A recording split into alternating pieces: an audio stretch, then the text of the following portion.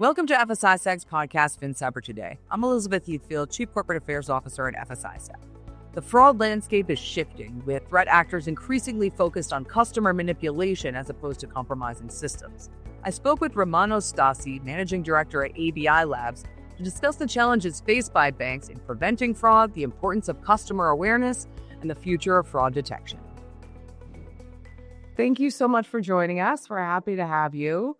So let's start with talking about the current fraud landscape, especially in Italy and Europe. What is top of mind for your members and the Italian ecosystem? So according to our data, we see a significant change in the banking security landscape that cannot be ignored. The first favorite point of entry are the citizens and the customers. So this is a change in the mindset that we have to manage as a security expert and responsible for the fraud management. It is increasingly the case that fraud is not committed by breaking into systems, but convincing the customer to do it themselves. That is what we call manipulation of customers. Phishing has become an art of persuasion. Instant payment have become the perfect weapon to move money from between banks that are later referring to frauds. So Italian banks are reacting in two different measures. More investment, first of all. We are reaching €500 million per year as annual cost for cybersecurity and fraud prevention. And also they are investing more people, internal teams and internal experts in the Italian financial sector as more and more dedicated to the specific issues we see on the banking sector. So it's a kind of specialization between the large world of cybersecurity skills. And so more and more it's important also the awareness and collaboration between banks, experts and the customers, and between bank experts, also between different financial entities. So these are the main focus we see: more investment and more collaboration. What would you say are the main challenges in this new kind of paradigm? Because I would imagine that getting customers to pay attention is always a challenge, right? Everybody has busy lives and they want to just be able to do their financial transactions as quickly as possible. Fraud chain is more and more complicated, and the customer is involved by different players. And also, so we need to work not only collaborating between the banking sector, but also we need to involve other industries. This is what we see is the most complicated challenge we have to face to reduce the scams and frauds that are involved with our customers. So what we see primary importance that all stakeholders are involved in addressing systemic vulnerabilities.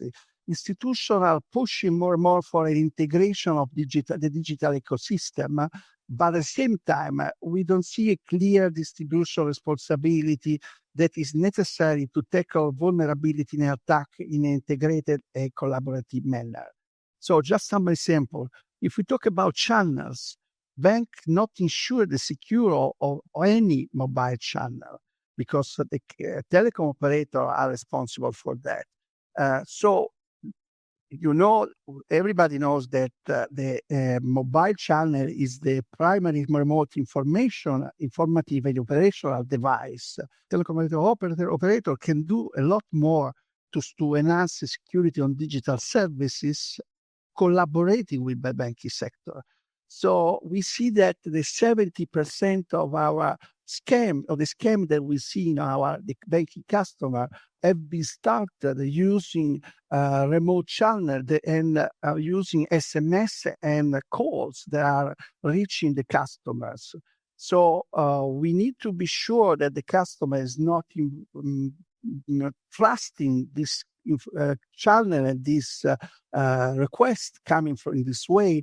So it's a complicated matter, but we need to work more with the telecom operators, and they should be in charge of reducing spoofing SMS alias that are used by fraudsters. One thing that has come up a lot in my discussions with various members has been also internally within financial institutions that cyber teams and fraud teams are historically totally different and separate, because fraud was, more of a mitigation issue, determining whether or not something was fraud. It was kind of coming from like an after the fact, almost more of like a law enforcement function versus cyber. And so integrating those as more and more fraud is happening through digital channels has been a challenge. Do you find that that is the case in the Italian ecosystem as well? Of course, it's really important that we have a strong collaboration between different departments inside the bank. And I can add also anti-money laundering. That is another department, another specialization, another kind of skill that we need to put together with the cyber expert and fraud experts. Because at the end, we see that fraudsters and hackers are looking for data. They need data. They need to have customer data, and they use this data to access financial services. They use this data for impersonification, and sometimes they are able to collect this data from third parties, from fintech, from other players that are outside the banking infrastructure. But then we have to put in place system and monitoring systems, transaction monitoring tools that are able to detect this kind of operation, this kind of transaction, collecting technical data together with data coming from the customer behavior. So the technical data they refer to our cyber expert. The usage of channels is more referring to the sales department, marketing department, and fraud department. At the end, we need to intercept and block the activity in every single step. And this is something that we do only if we collaborate inside the bank and also with other banks.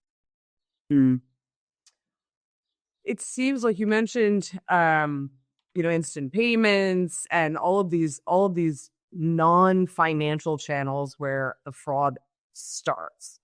Would you say that weighting of like the investment that firms need to make in prevention versus mitigation is changing at all?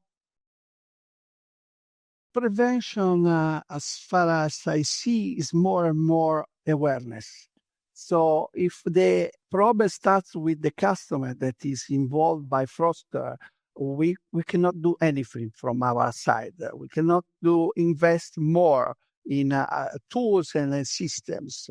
We need to invest in making the customer more aware and explain what kind of policy he has to apply to be sure that he can use financial services in a secure manner. We have developed here in Italy a national banking campaign together with the authority, Bank of Italy, that is called I Navigati. And in this website, we put many different videos describing in a funny way, we hope so, different kind of scams, different kind of risk that they can manage as customers. But if they are really well informed, they can skip the problem. So this is what we see. It's a new trend. We need to invest more in awareness. Okay, great. Anything else that you wanted to say? I want to say that what is our model in Italy is the model that we are using here in Italy is to have a point of contact that is a way to aggregate information for the entire financial sector.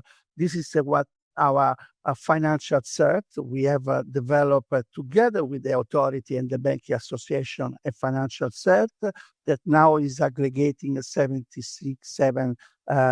financial entities. And this initiative is very effective also according to the DORA regulation to share information.